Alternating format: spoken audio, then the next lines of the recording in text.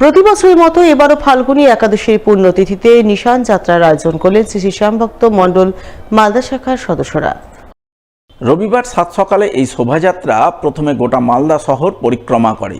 শোভাযাত্রায় সামিল খাটু শ্যামজির ভক্তরা হাতে ধর্মীয় নিশান নিয়ে ফাগের রঙে রঙিন হয়ে ব্যান্ডবাদ্যি সহকারে শহরের বিভিন্ন পথ পরিক্রমা করেন। খাটু শ্যামজির নামে জয়ধ্বনি দেন, ভজন সঙ্গীতে মাতোয়ারা হন।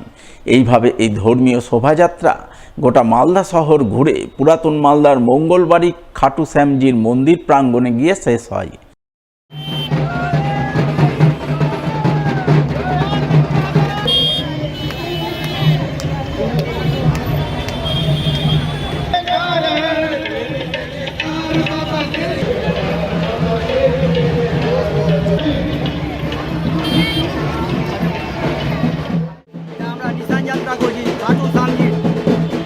কোথা থেকে বেরিয়েছে?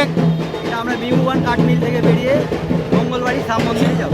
প্রত্যেক বছরই করেন? প্রত্যেক বছরই। কি হয়, কি করেন? এটা শ্যাম বাবার নিশান যাত্রা হয়। বাবার প্রতি আমাদের আস্থা বিশ্বাস মানে যা ইচ্ছা পূরণ হয়।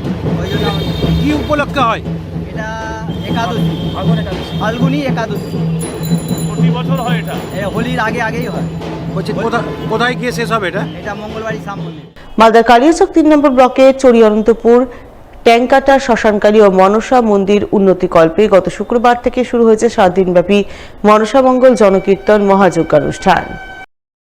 শনিবার এই ধর্মীয় অনুষ্ঠানের দ্বিতীয় দিনে মন্দির প্রাঙ্গণে অসংখ্য ভক্ত সমাগম ঘটে। মা মনসা মঙ্গল জনকীর্তনে মুখরিত হয়ে ওঠে গোটা এলাকা। এ উপলক্ষে বসে 7 দিনব্যাপী মেলা। শনিবার দ্বিতীয় দিনের অনুষ্ঠানে আমন্ত্রিত অতিথি হিসেবে উপস্থিত ছিলেন বিশিষ্ট সমাজসেবী প্রসেনজিৎ ঘোষ, কালিয়াচক 3 নম্বর পঞ্চায়েত সমিতির কর্মাধ্যক্ষ সুজিত ঘোষ সহ অন্যান্য বিশিষ্টজনেরা।